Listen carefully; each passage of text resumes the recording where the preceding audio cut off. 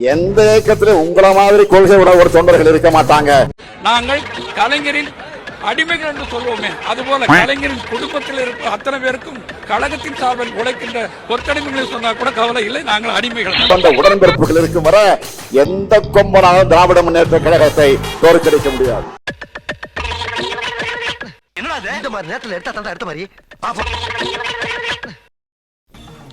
என்ன மாமா சபை இதோட கலைதான் அப்படியே கண்டினியூ பண்றீங்களா? 74 ஆண்டு கால ஹிஸ்டரி இருக்கு நமக்கு. திருட்டு ரயில் ஏறி தான் போயிருக்காங்க, திருட்டு பஸ் ஏறி போனாங்கறத கண்டுபிடிச்சது தமிழ்நாட்டிலே முதல் ஆள் நான் தான். 74 ஆண்டு கால ஹிஸ்டரி இருக்கு நமக்கு. கொடுங்க அவரா திருட்டு ரயில் வந்தவரு அந்த பேங்க்ல 500 கோடி தரும். அடேங்கப்பா அடங்கம்மால அத கொடுங்க. ஆமா அவரா? ஆமா லாரியில வந்தவரு. கொண்டாட்டி எத்தனை இருக்குன்னு அவருக்கு எனக்கு தெரியல. அப்ப 74 ஆண்டு கால ஹிஸ்டரி இருக்கு நமக்கு. அண்டா திருநது குண்டா திருநது செவரேறி குடிச்சது பொம்பளைய புடவை உருவுது தெருவிலேயே செருப்படி வாங்கிட்டு ஓடனே அதெல்லாமா படிச்சா எவ்வளவு இன்ட்ரெஸ்டிங்கா இருக்கு. புரியாத பாருங்க. வரலாறு மிக முக்கியமான சாதாரண வெற்றி அல்ல, எதிரிகளை எல்லாம் கலங்கடைக்கக்கூடிய வெற்றியை பெற்று வந்திருக்கிறோம்.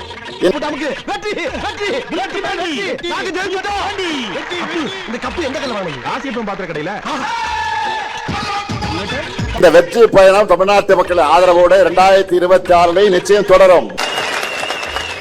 வாய்ப்பில்லை ராஜா. திராவிட மாடல் 2.0 ஆட்சி நிச்சயம் அமையும். இதுவரை பார்த்தது திராவிட மாடல் அரசின் பார்ட் 1 தான். 2026 வெர்ஷன் 2.0 லோடிங். பொதுக்கூட்டம்னு சொல்லிட்டு மாபெரும் எழுச்சி மாநாட்டையே இங்க ஏற்பாடு செஞ்சிருக்கிறார் செயல் வீரர் செந்தில் பாலாஜி அவர்கள். இந்த மாவட்டத்தில் ஒருத்தர் இருந்தார், அமைச்சர் செந்தில் பாலாஜி. அவரை பத்தி சொல்ல வேண்டிய அவசியமே இல்லை. நாம கோடு போட சொன்னா ரோடு போடுவாரு, நீங்களா பார்த்திருப்பீங்க. எனவே 15 முறை அமைச்சரவை மாத்தினப்போ இவரை மட்டும் மாத்த மாட்டாங்க. அந்த அளவுக்கு ஒரு முக்கியத்துவமான அமைச்சராக இருந்தார். மேற்கு மண்டலத்தில் எதிரிகளுக்கெல்லாம் ஒரு சிம்ம சொப்பனமாக இருக்கக்கூடியவர் தான் நம்முடைய செந்தில் பாலாஜி அவர்கள். அதனால அமைச்சராக தேர்ந்தெடுக்கலாம்னு சொல்றப்போ அந்த பட்டியலில் இவர் இருந்தாருங்க. இவர் கெட்ட கேடு செந்தில் பாலாஜி பேர் இருந்துச்சுங்க. இப்போ இதான் வேடிக்கை. அவர் வெளியில இருந்தா தங்களால் நிம்மதியா தூங்க முடியாதுன்னு அவரை முடக்க பார்த்தாங்க. பேசும்போது அதனால படுத்துறோம். ஐயோ நம்ம மைண்ட் எங்க போகுது?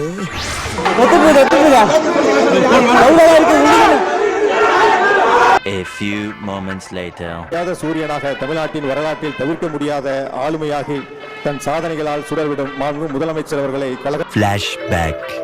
அம்மா, தாங்கள் மட்டும் பிறக்கவில்லை என்றால் தமிழ்நாடு கொள்ளைக்காடாக, ஆம் கோபாலபுரத்து கொள்ளைக்காடாக ஆகியிருக்கும். இப்படி தலைவர் அவர்களை வருக வருக வருக என்று அன்போடு வரவேற்கின்றேன். ஒரு குற்றச்சாட்டை இந்த அவையிலே கூற உறுப்பினர் ஸ்டாலினுக்கு தகுதி இருக்கிறதா என்று கேட்டால் லட்சத்தில் ஒரு பங்கு கூட.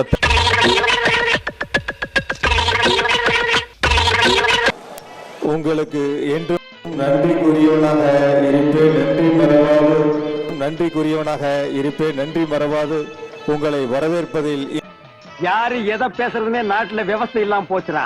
புன்னகையால் எங்களை அரவணைக்கும் சின்னவரே, அதே புன்னகையால் எதிரிகளை ஓட ஓட விரட்டும் இளைய சூரியனை உங்க பயங்கர ஆவா சார். இது யாரு சூப்பர் ஸ்டார் வருங்காலம்? இவர் தெரியாத மினிஸ்டரோட புள்ள. வருக வருக என்று அன்போடு வரவேற்கின்றேன். வயசுல கருப்பு சிவப்பு கொடி பிடிச்சு கழகம் கழகம்னு உழைக்க தொடங்கின என்னை தலைவர் பதவியிலேயே அமர வைத்து சந்தோஷத்திலே மூழ்க வைத்து இந்த இயக்கத்துடைய தலைமை பொறுப்புக்கு கொண்டு வந்திருக்கக்கூடியவர்கள் நீங்க. ஓயாமல் வேறு யாருக்குமே கிடைக்காத பாக்கியத்தை எனக்கு ஏற்படுத்தி கொடுத்த உங்களுக்கு நான் எப்படி நன்றி சொல்வதென்றே தெரியவில்லை. அதனால தான் உன்னை தலைவனாக்கியிருக்கானுங்க. தலையாற்றவன் தான்டா தலைவன். உழைக்கிற உதயசூரியன்களான உங்களை ஒவ்வொரு முறை சந்திக்கும் போது எனக்கு ஒரு புது எனர்ஜி வந்துடும். உங்களுக்காக, உங்கள் நன்மைக்காக, உங்கள் நலனுக்காக இந்த உயிரையும் விட தயாராக இருக்கிறேன். அதுவே உன்னை விட்டா போதும் தான் இருக்குது. நான் உறுதியா சொல்றேன், கழக வரலாற்றில் இப்படி ஒரு பிரம்மாண்டமான பெருவிழா நடந்திருக்காது. திமுக காசு கொடுத்து கூட்டினாதான் கூட்டத்தை கூட்ட முடியும். இந்த நிகழ்ச்சி சிறப்பாக இருக்க வேண்டும் என்று உழைச்சிருக்கக்கூடிய அருமை சகோதரர் செந்தில் பாலாஜி அவர்களுக்கும் கூட்டங்களை நடத்தி வருகிறது. இந்த கூட்டங்களுக்கெல்லாம் வழக்கம் போலவே காசு கொடுத்து ஆட்களை அழைத்து வரும் பணியிலும் திமுக ஈடுபட்டு வருகிறது. கொட்டுக்கிட்ட மழையாக இருந்தாலும் அதையெல்லாம் பொருட்படுத்தாம நீங்க எல்லாம் குடையை பிடிச்சுக்கிட்டு நாக்கால தூக்கி தலைமையில வச்சுக்கிட்டு இந்த நிகழ்ச்சியை நடத்திட்டு இருக்கீங்களே, அது ஒன்றே சாட்சி.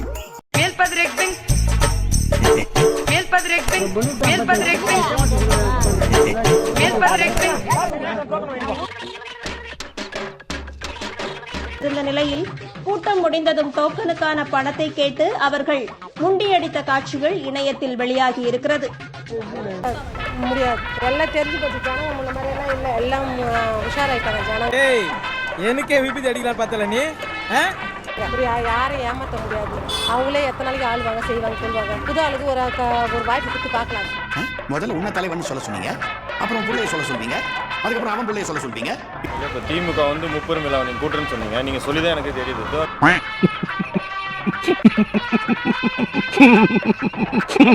விஜயோட மாநாடு வந்து ஓரளவுக்கு தெரியுது, பப்ளிஷா தெரியுது. நான் திமுக வந்து இப்ப நீங்க சொல்லிதான் பிரம்மாண்டமா பண்றாங்க, முப்பெருமிழா பண்றீங்களன்றது நீங்க சொல்லிதான் தெரியும்.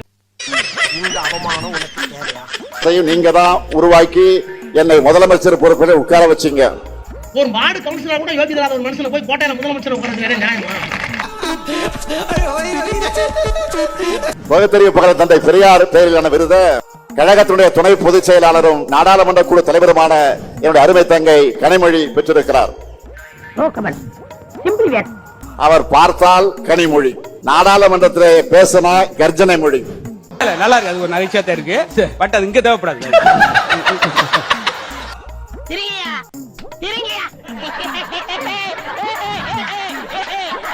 திராவிட இயக்கத்துடைய திருமகளா, பெரியாரின் பேத்தியா பார்லிமெண்ட்ல ஒலிக்கிறார். Flashback. டில்லி திகார் சிறையில் சிங்கம் கர்ஜித்த போது என்ன ரெஸ்டா? இவன் திகாருக்கு போதெல்லாம் என் அடி வயித்துல பகீருக்குடா. துபாயில நம்ம இருந்த ரேஞ்சுக்கு இங்க பெரிய மனுஷன் பேசுறப்ப உனக்கு வேடிக்கை.